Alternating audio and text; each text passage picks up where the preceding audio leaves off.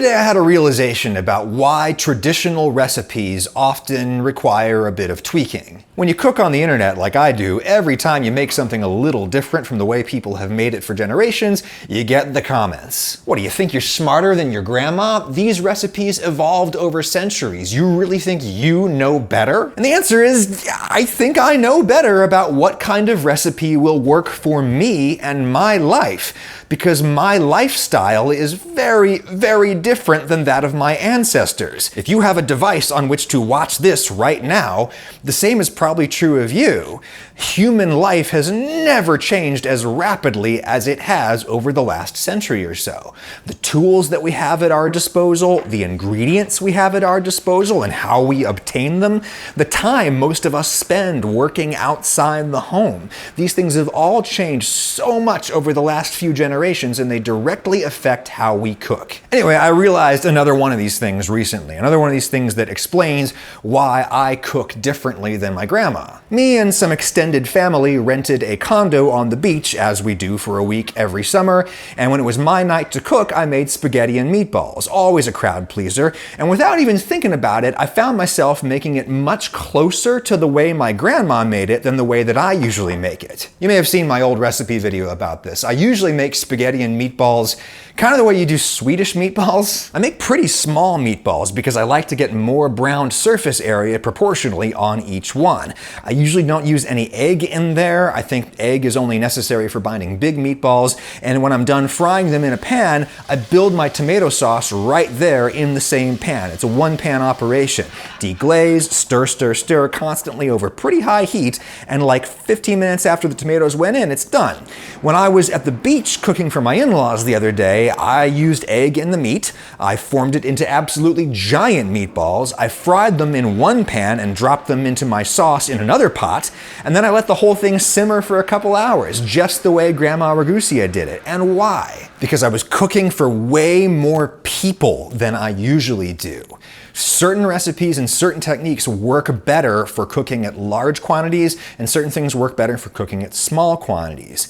And a few generations ago, people often cooked in much larger quantities than we usually do today. Why?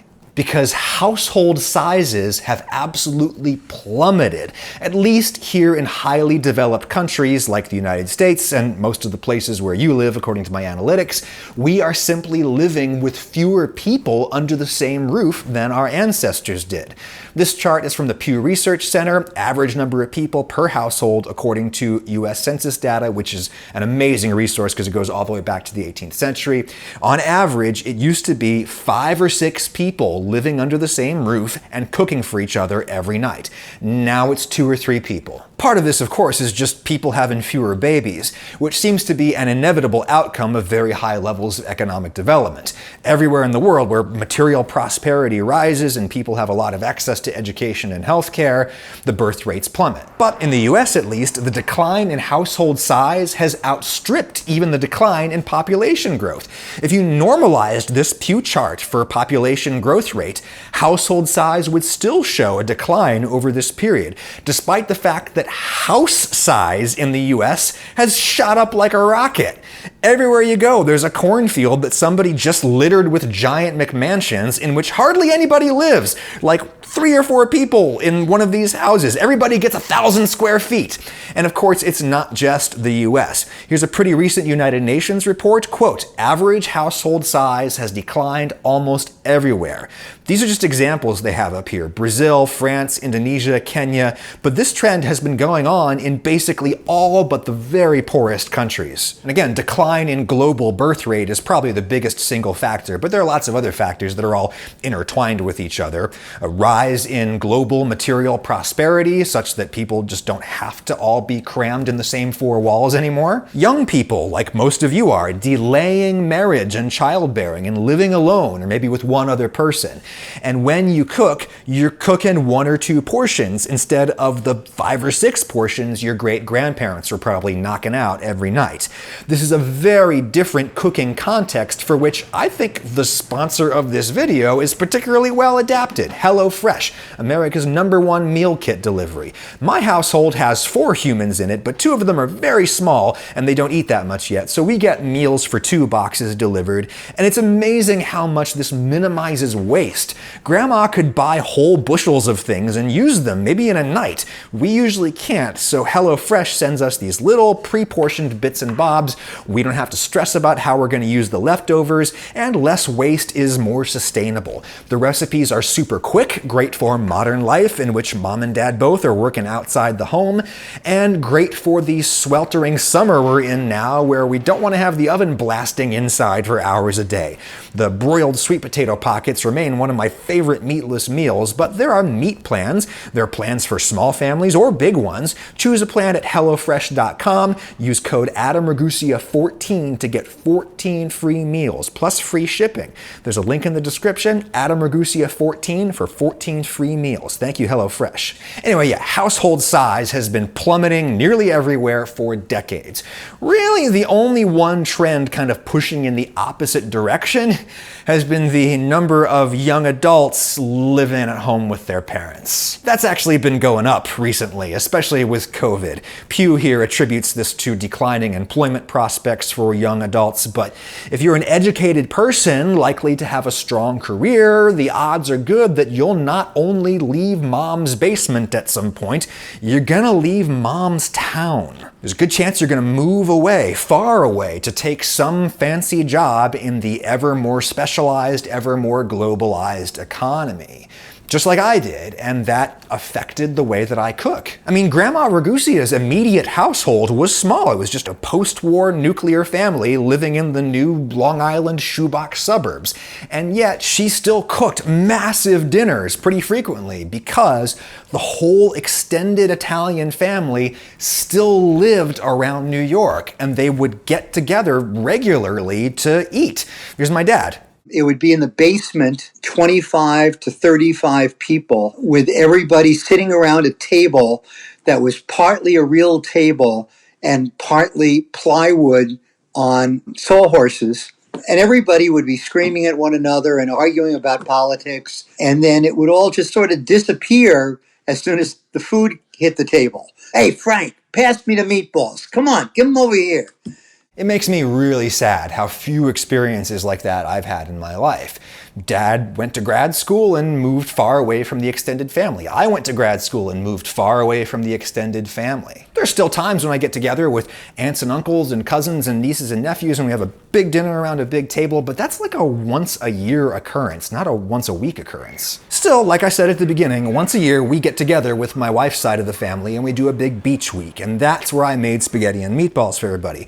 Not the way I usually make it, but the way my grandma would have made it. Sure, I think small meatballs generally taste better because they have proportionally more brown surface area, but as I was shaping these, I kept making them bigger and bigger because shaping and then browning enough tiny meatballs for a house full of people would have been way more work.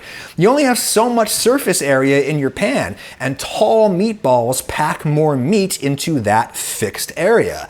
I got this all browned off in 2 batches. The same weight of small meatballs probably would have taken 4 batches. And instead of building my sauce right in the same pan like I usually do, I did it over here in another pot just like Grandma would have done. Why? Well, again, household sizes have changed a lot in recent decades, but burner size and pot surface area have stayed about the same. To cook down tomato sauce for 8 or 10 people in a 10 or 12 inch wide pot takes hours. To cook down sauce for 1 or 2 people takes minutes. This takes hours. So I got the sauce going before I even started working on my meatballs. It was just more time efficient that way to have it bubbling along in the background while I worked on the meat. And when I got done browning all my meatballs in this pan, I kind of didn't want to dissolve all of that fond and everything else in there into my sauce like I normally do. These 2 batches of giant meatballs took a long time to fry off, so that pan is full of little bits of onion and stuff that fell out and got burned. I am very happy to leave all of that behind. So I did what Grandma did, lifted the meatballs out and plopped them over here in the sauce in a different pot. And since they were so big, they did real well just braising in that sauce for hours. They got cooked all the way through, and they didn't get overcooked because I simmered this at a pretty low temperature. When I do my small meatballs for 2 or 3 people, I use high heat and stir aggressively the whole time to keep anything from burning on the bottom. It's a bit of effort, but again, it's done in 15 minutes, so who cares? If I wanted to cook this giant pot of sauce and meatballs on high heat, it would take a lot more physical effort to stir it and keep everything turning over on itself fast enough to ensure that nothing burns on the bottom. And I would have to do that for way longer than 15 minutes. It's much easier to just leave that giant pot on a low simmer and let it sit there mostly unattended for a couple of hours.